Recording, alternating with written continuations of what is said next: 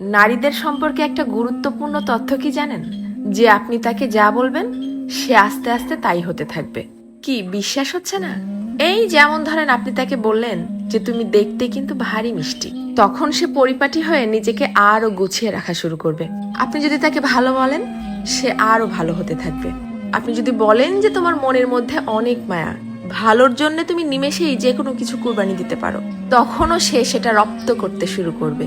কিন্তু যখনই আপনি তার খুঁত ধরা শুরু করবেন, তার ছোট ছোট ভুলগুলোকে বড় বানিয়ে তাকে সবার সামনে অপমান করে ছোট করবেন, সে এটা পারে না, সে ওটা করে না, সে একজন বেয়াদব, সে একজন অসভ্য, মুখে মুখে তর্ক করে, সে একজন মারাত্মক রাগী তেজি জিদ্দি মহিলা, এ ধরনের কথাগুলো যখন তাকে কষ্ট দিয়ে বলবেন, সে কিন্তু আস্তে আস্তে তাই হতে থাকবে। কারণ তখন সে ইতোমধ্যেই জেনে গেছে যে আমার আর ভালো কিছু প্রকাশ করার মতো কিছু নেই।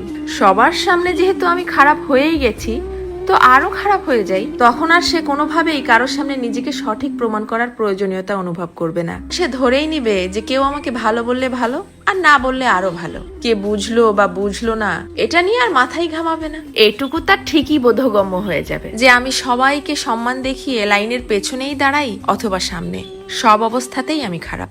আর এভাবেই আস্তে আস্তে আপনি তাকে হারিয়ে ফেলবেন। আর একজন নারী কখনোই একদিনে বা একটা কারণে নিজেকে সরিয়ে নেয় না, এর পেছনে থাকে কোটি কোটি কারণ।